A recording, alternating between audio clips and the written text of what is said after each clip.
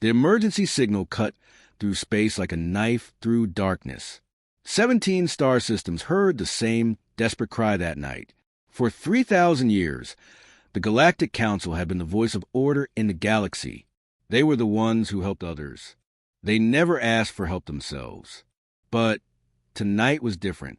Tonight, their message was simple and terrifying. Help us. We're dying. The Zephyrian Empire had crossed a line that should never be crossed. Everyone knew they were dangerous. Their bioweapons had wiped out rebellious colonies before. But this time, they had created something new, something that made their old weapons look like toys. It wasn't just a disease. Diseases kill you, and you're done. This thing was worse. Much worse. It changed people into something else. Something hungry. Something that never stopped eating. Picture this. You're living your normal life on one of the core worlds. Maybe you're a teacher, a merchant, or a farmer. One day, ships appear in your sky. They don't shoot at you. They don't bomb your cities. They just release a mist into your atmosphere. Within hours, your neighbors start changing. Their eyes go blank. Their skin turns gray. They stop talking, stop thinking, stop being themselves. All they want to do is bite, to feed, to spread, whatever they become. That's what happened to 3 entire worlds. Billions of people, families, children, grandparents, all gone in just a few days. Not dead exactly, but not alive either. Something in between that was far worse than death. The plague ships kept moving, like a slow-motion tsunami of horror. They headed straight for the Council's home world, the capital of galactic civilization. If they reached it, everything would be over. The Council tried everything they could think of. They sent their best fleets to stop the ships. The first fleet had 1 million soldiers armed with the most advanced weapons in the galaxy. They lasted 6 hours. The infected swarmed their ships like angry insects. Within a day, those same soldiers were part of the nightmare, spreading the plague to the next target. The second fleet was bigger. 2 million soldiers this time, with better shields and stronger weapons. They managed to destroy a few plague ships before being overrun. But for every ship they destroyed, 10 more kept coming. That's when the panic really started. The great civilizations of the galaxy, species that had conquered stars and built impossible technologies, suddenly found reasons not to help. The crystalline hegemony spoke first. These were beings made of living crystal, who had never lost a war in 2,000 years. We cannot help, they said. Our ancient laws forbid violence. We are a peaceful people. Everyone knew they were just scared. The machine collective was next. These weren't really alive. They were artificial minds that could calculate anything. They ran the numbers on fighting the plague and sent back a cold message. Success probability, 0.003%. Mission classified as mathematically impossible. Resources cannot be wasted on hopeless causes. One by one, every major power found an excuse. The ethereal masters claimed they were in deep meditation and couldn't be disturbed. The star builders said they were too busy with important construction projects. The Trade Federation suddenly discovered urgent business on the other side of the galaxy. The Council watched their allies abandon them. These were species they had helped for centuries. They had shared technology, mediated wars, and saved countless worlds. Now, when the Council needed help most, everyone turned away. As the plague ships got closer, panic spread to the capital. Ships started leaving. Cargo vessels, passenger liners, anything that could fly. The rich and powerful were the first to run. They packed their valuables and fled to distant corners of the galaxy. But the Council couldn't run. This was their world, their responsibility. They prepared for the end. Then something impossible happened. A signal came from the edge of known space, a place so far out that most people forgot it existed. The message was short. Deathworlders responding. ETA, 72 hours. Nobody on the Council knew what that meant. The word Deathworlders wasn't in any of their databases. Most of them had never heard it before. But deep in the oldest archives, buried in files that hadn't been opened for decades, there was one entry. It was marked with every warning symbol the Council used. The file was titled, Species Classification, Extreme Hazard, Do Not Contact. The entry was short: planet designation, Earth. Class 12 Death World. Inhabited by species designation, human. Warning: planet classified as uninhabitable by all known standards. Atmosphere toxic. Weather patterns extreme. Native predators highly aggressive. Recommend total avoidance. Nobody understood why beings from such a horrible world would want to help. Nobody understood what they could possibly do that the galaxy's greatest militaries couldn't. But they were coming anyway. When the human ships arrived, everyone on the council station stopped what they were doing and stared. These weren't the gleaming vessels they expected. No smooth surfaces reflecting starlight. No impossible energy shields crackling with power. Instead, what they saw looked like someone had raided a junkyard and somehow made it fly. Hull plates welded together at odd angles. Engines that looked too big for the ships carrying them. Paint jobs that were more rust than color. Some ships had visible patches where asteroid impacts had been hastily repaired with whatever materials were handy. "This is what's supposed to save us?" whispered one of the council members. The ships moved differently, too. They didn't glide gracefully through space like most galactic vessels. They moved with purpose, like predators stalking prey. Each ship positioned itself with military precision, creating defensive formations that any war college would recognize as textbook perfect. The docking bay filled with nervous energy as the human shuttle approached. Council security had never seen anything like it. The shuttle was basically a metal box with engines strapped to the back. It landed hard, with a thud that shook the deck plates. No graceful touchdown, no elegant hover, just functional efficiency.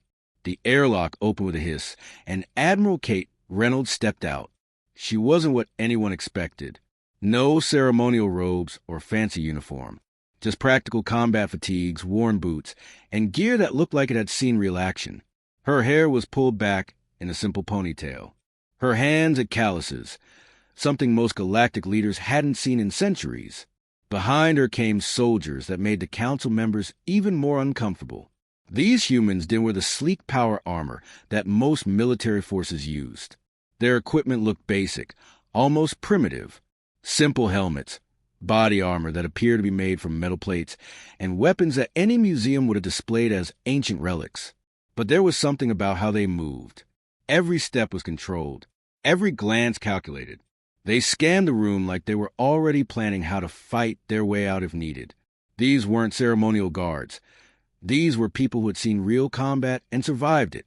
The ethereal High Counselor floated forward to greet them.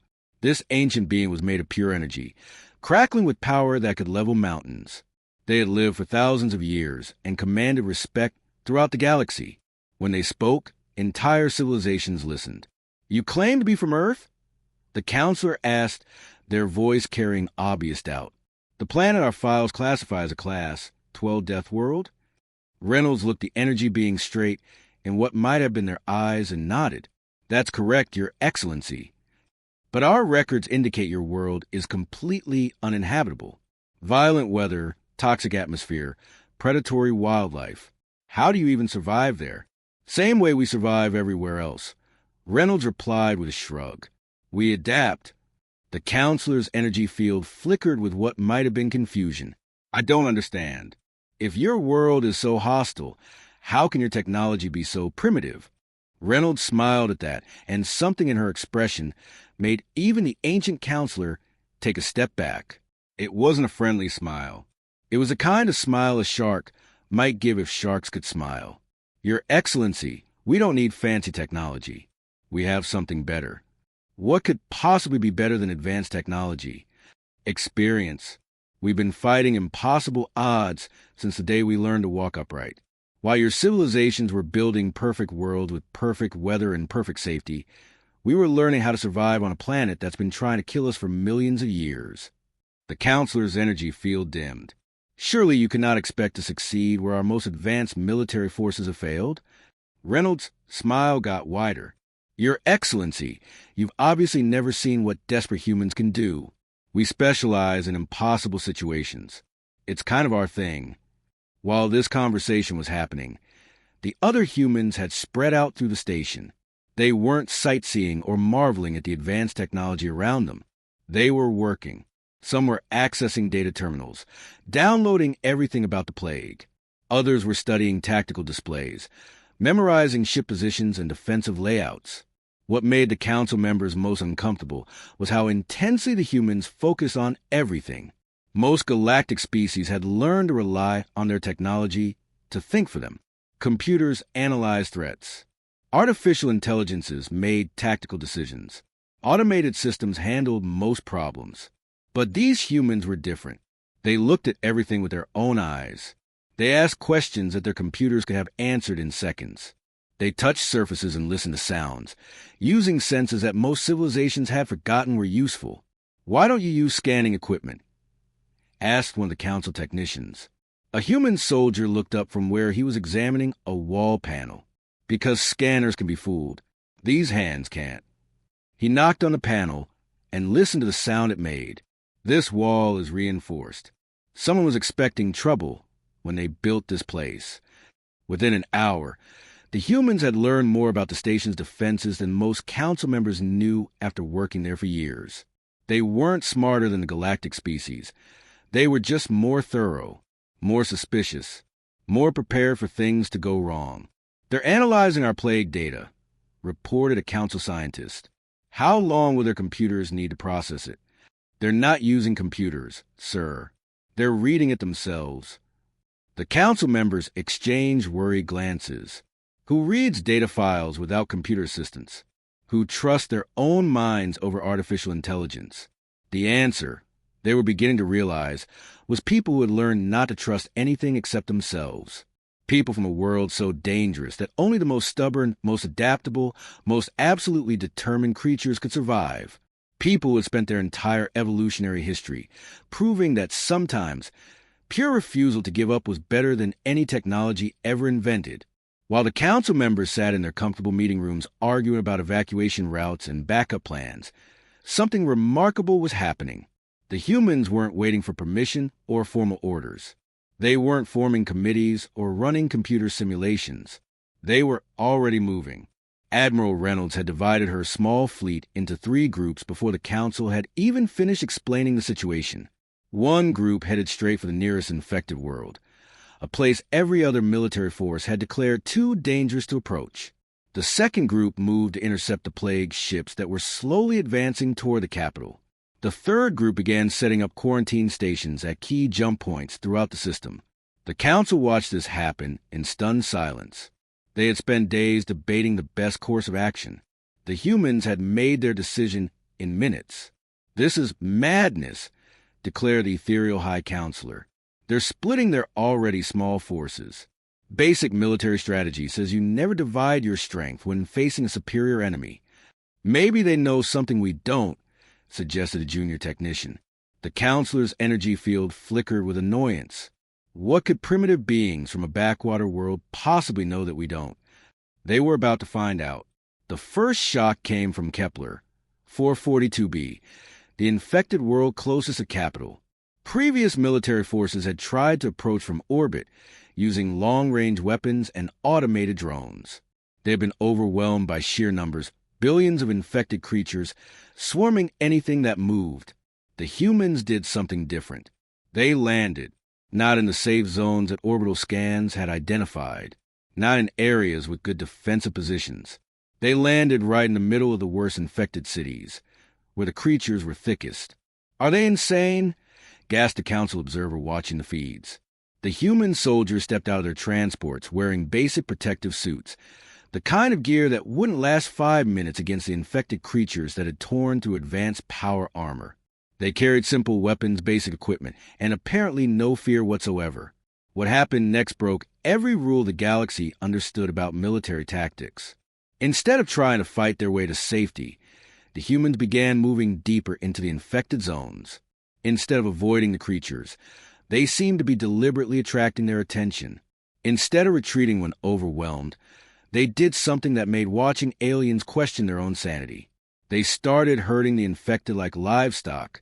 Sergeant Jake Thompson's squad had been on the surface for less than 6 hours when they made a discovery that changed everything. While exploring the city's underground systems, they noticed something odd. The infected creatures wouldn't follow them into certain areas. "Check this out," Thompson called his team. They were standing at the entrance to an old mining complex. These things stopped right at the threshold. One of his soldiers knelt down and took readings with a simple handheld device. "High methane concentration down there, Sarge. Toxic levels. Toxic to us? With our suits, we'd be fine for hours. But these infected things? They don't have any protection." That's when Thompson smiled, the same kind of smile Admiral Reynolds had shown the Council. The smile of someone who had just figured out how to turn a terrible situation to their advantage. "Boys," he said, "I think we just found our solution." What the humans did next was so simple that the watching aliens couldn't believe no one had thought of it before. Instead of trying to destroy millions of infected creatures through direct combat, they began driving them toward the underground caverns. It wasn't easy work. The infected were fast, strong, and completely fearless. But the humans had something the creatures didn't: intelligence and creativity. They used sound to attract attention. They used light to guide movement. They used the infected creatures' own aggressive instincts against them. Thompson's team would appear at one end of the street, make noise, then disappear.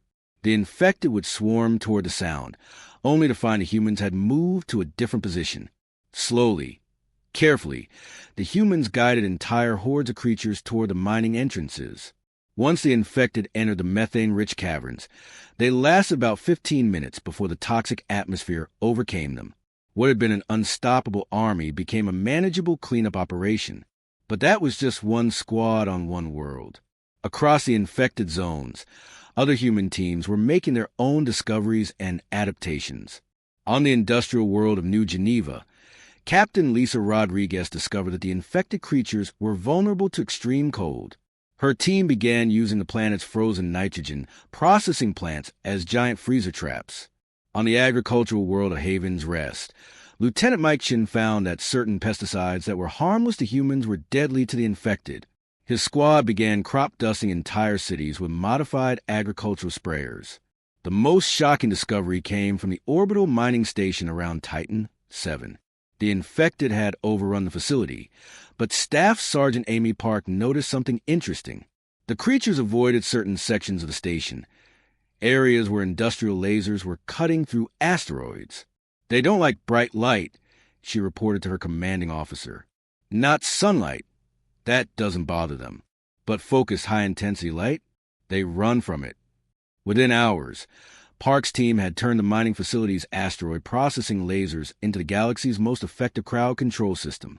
What had been designed to cut through solid rock became a way to guide infected creatures exactly where the humans wanted them to go. The aliens monitoring these operations couldn't understand what they were seeing. Every military doctrine they knew said you fought enemies with superior firepower and advanced technology. You didn't use agricultural equipment as weapons. You didn't turn industrial facilities into traps. You certainly didn't walk into the most dangerous zones wearing basic protective gear. "How are they doing this?" demanded the crystalline hegemony's military observer. "They're using the environment," replied a council analyst, his voice filled with amazement. "They're not trying to overpower the infected. They're outsmarting them." "But that's impossible. These creatures destroyed our most advanced military forces. Our forces try to fight them head-on. The humans aren't fighting them at all. They're manipulating them." What the galaxy was witnessing was something they had never seen before, a species that had learned to survive not through superior strength or advanced technology, but through pure adaptability and creative problem-solving. These were people from a world where everything was trying to kill them, where the weather could change from freezing to boiling in hours, where the local wildlife included creatures that could eat through metal. They had learned to use everything as a tool and treat every problem as a puzzle to be solved rather than an enemy to be destroyed. And now they were teaching the galaxy that sometimes the most primitive approach was also the most effective. Dr. Lucy Parker knew she was probably going to die. Everyone knew it, including herself. When Admiral Reynolds asked for volunteers to study the plague up close, most people understood what that really meant. It was a suicide mission disguised as a research assignment. But Parker raised her hand anyway. She set up her lab in the most dangerous place imaginable, a mining station that had been partially overrun by infected creatures. The station was a maze of narrow corridors and dark maintenance tunnels. Somewhere in those shadows, dozens of infected wandered around, searching for anything living to attack. The other human soldiers thought she was crazy.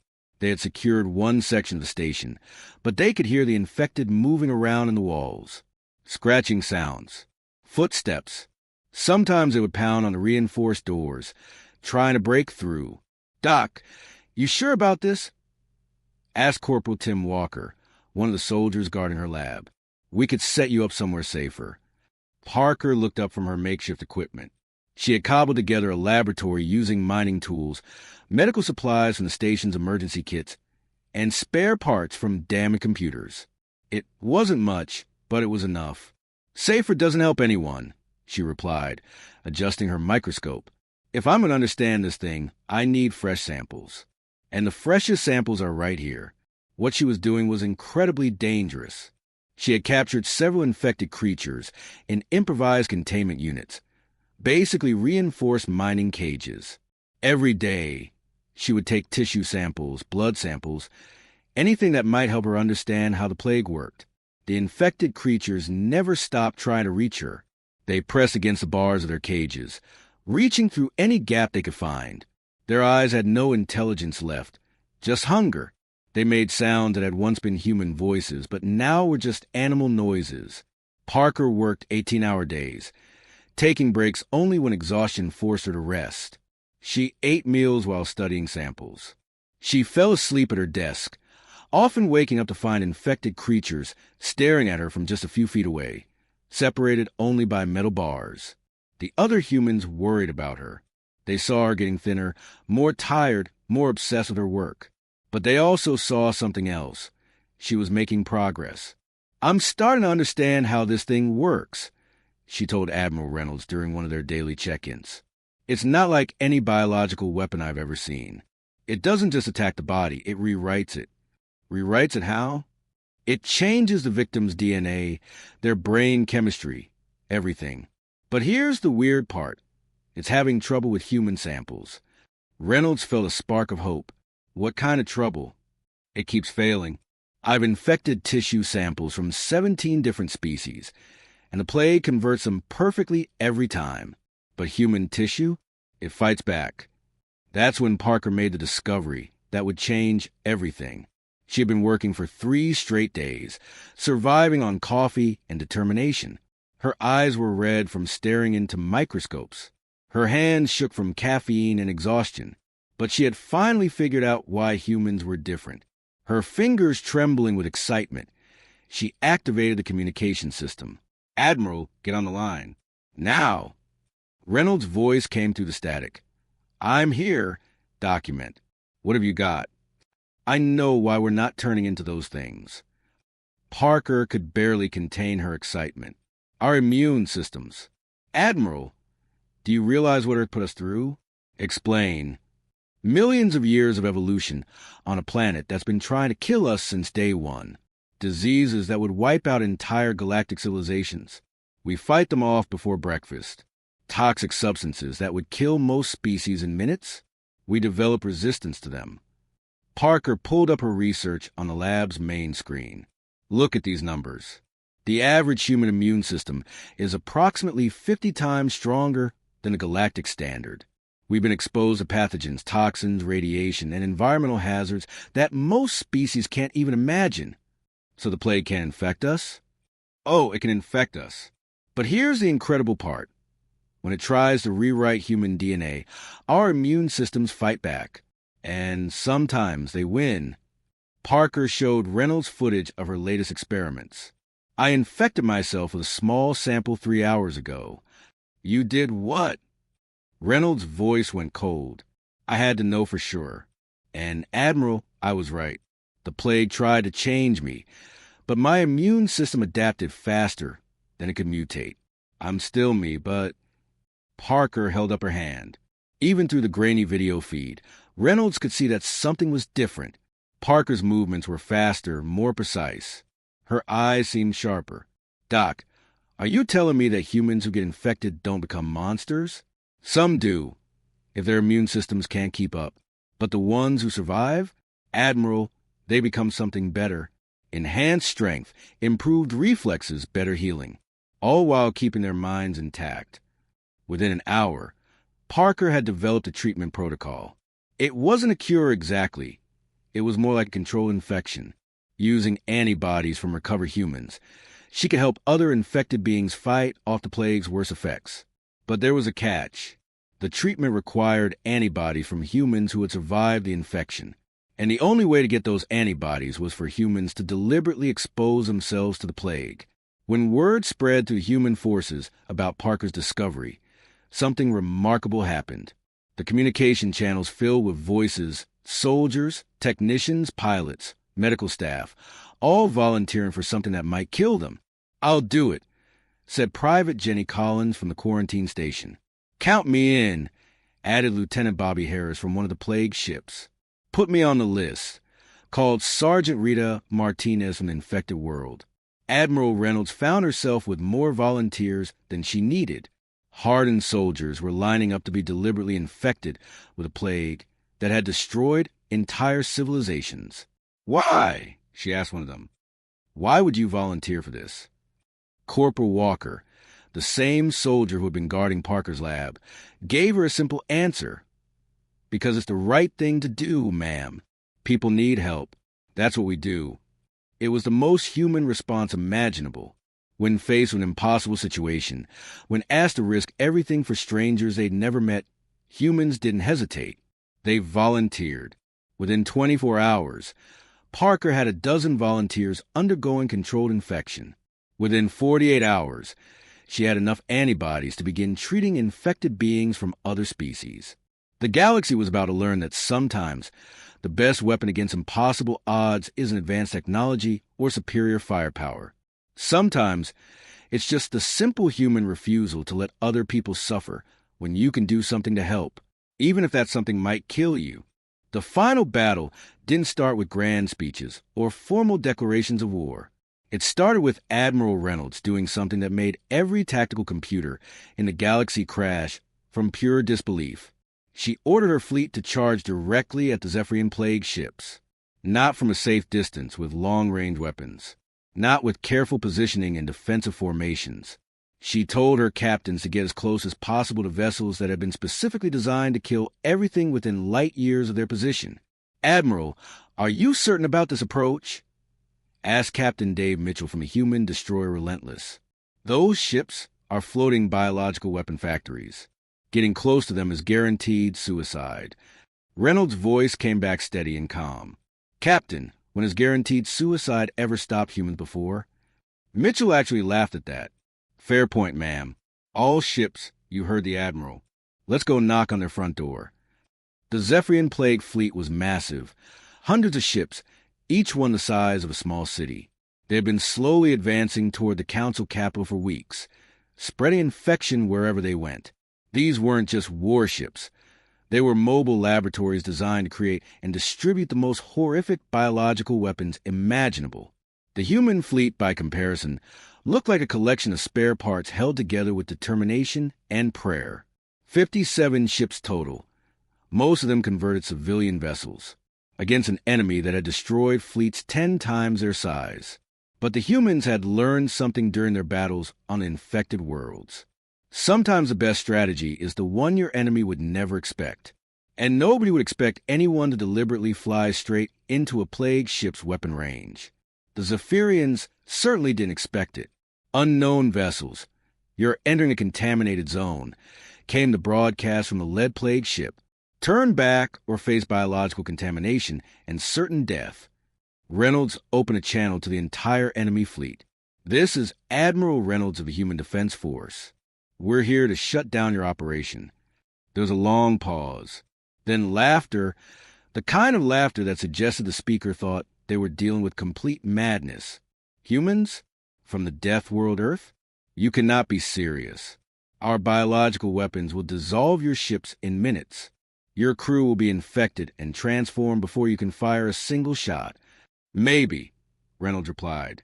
"But here's the thing about humans. were really hard to kill. What happened next became the stuff of legend.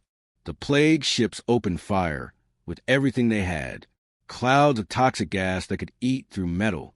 Viral particles that turned living tissue into infectious slime. Bacterial weapons that could consume an entire ecosystem in hours. The human ships flew right through it all. Their hulls began dissolving almost immediately. Toxic substances ate through their armor plating. Emergency klaxons blared as contamination alerts screamed through every corridor. Crew members started falling sick within minutes of the first contact. Any sensible military force would have retreated. The humans kept advancing. But then, something extraordinary started happening. The infected crew members weren't turning into mindless monsters. Thanks to Dr. Parker's research and the volunteers who had helped develop the treatment protocols, the humans were ready for biological warfare. Chief Engineer Tony Rodriguez watched his skin change color as the plague tried to rewrite his DNA. Instead of panicking, he kept working, noting that his enhanced reflexes were actually making him better at his job. "Engine room to bridge," he called out, his voice strangely calm. "We're running at 110% efficiency down here. Whatever this stuff is doing to us, it's making us stronger." All across the human fleet, the same thing was happening. Infected crew members weren't dying or going insane. They were adapting. Their immune systems, strengthened by millions of years of surviving on a hostile world, were turning the Zephyrian weapons into improvements. The plague that was supposed to destroy them was making them better soldiers. When the human boarding parties finally reached the Zephyrian ships, the Plague Masters got their first look at what their perfect biological weapon had actually created. These weren't the shambling monsters they expected. These were humans who moved with impossible speed and precision. They had enhanced strength and reflexes, but they still had their tactical knowledge, their teamwork, and most importantly, their absolute determination to protect innocent people. Lieutenant Beth Adams kicked down the door to a Zephyrian laboratory and found herself face-to-face with the alien scientists who had created the plague. They expected her to attack mindlessly, like the infected creatures they had studied. Instead, she calmly secured the room, helped evacuate the alien prisoners the Zephyrians had been experimenting on, and carefully preserved all the research data that would be needed to develop better treatments. "You're still you," whispered one of the Zephyrian scientists in amazement. "The plague was supposed to destroy your mind." Adams smiled. That same confident human smile that had been unsettling aliens throughout this crisis. "Sorry to disappoint you. It takes more than a fancy virus to break a human spirit. The battle was over in less than 6 hours. Not because the humans had better weapons or superior technology, but because the Zephyrians had accidentally created the perfect counter to their own biological warfare." The last transmission from the Zephyrian command ship came as Admiral Reynolds was preparing to board their flagship personally. "Admiral Reynolds, this is Plague Master Zeph High. We surrender unconditionally." "Smart choice," Reynolds replied. "We also formally request permission to apply for Galactic Council membership. We believe we have much to learn from your species." When the news reached the Council capital, celebrations broke out across dozens of worlds. The plague had been stopped, the infected were being cured, and the galaxy was safe again. But the real celebration was quieter and more meaningful. In hospitals and medical centers across the galaxy, human volunteers were helping treat plague victims with antibodies from their own blood. Former enemies were working alongside human scientists to develop better treatments. The humans had done more than win a war. They had shown the galaxy what real strength looked like. Not advanced technology or overwhelming firepower, but the simple human trait that had carried them through millions of years on a world that kept trying to kill them. The absolute refusal to give up when people needed help. The galaxy would never forget the lesson they learned that day. When everything seems hopeless, when the odds are impossible, when every logical analysis says there's no chance of success, that's when you call the humans. Because humans don't believe in impossible odds. They just believe in doing what's right, no matter what it costs. That's the human way. Always has been, always will be,